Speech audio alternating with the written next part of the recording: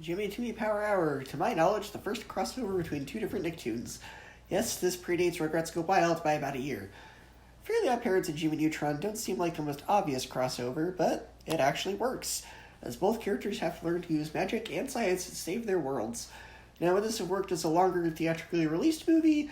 Probably not. I think it does work best as a TV movie, as the 45-minute runtime means it gets just enough done without overstaying its welcome. I love how the opening titles have both the Fairly OddParents and Jimmy Neutron theme songs mashed together, and hearing them both like this, you realize how much cooler Jimmy's theme song is than Timmy's. The writing for the special is also incredibly sharp, mixing both styles of the humor of these shows. I also love how when the characters enter each other's shows, their style changes to the animation style of that show, and they look great. Except for Goddard when he enters the Fairly OddParents world. I don't know, he looked a bit off to me.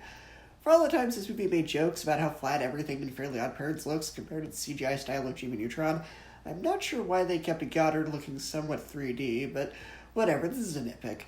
It's also great how the characters have to use the knowledge of how things work in their world to solve the problems in the other world.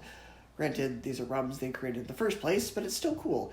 Timmy thinks Goddard is a dog-shaped video game console, so he puts in his favorite video game and accidentally programs Goddard to be the villain in that game, who's sort of a hybrid between Mechagodzilla and the Terminator. Jimmy accidentally gets Crocker transported to Fairy World and has to save Fairy World from being taken over. It's fun seeing Jimmy use his knowledge of science to save Fairy World, while Timmy has to solve his own problems without the magic of Cosmo and Wanda. This is a fun crossover, though at times it does come off as a bit more like fan fiction, but it's still magically genius. In fact, it was so popular they made a trilogy of these. Does the idea work as a trilogy? Well, we'll get to the sequels when we get to them. But this one, unlike Timmy who's always getting Fs, gets an A+, 10 out of 10, and 5 out of 5 stars.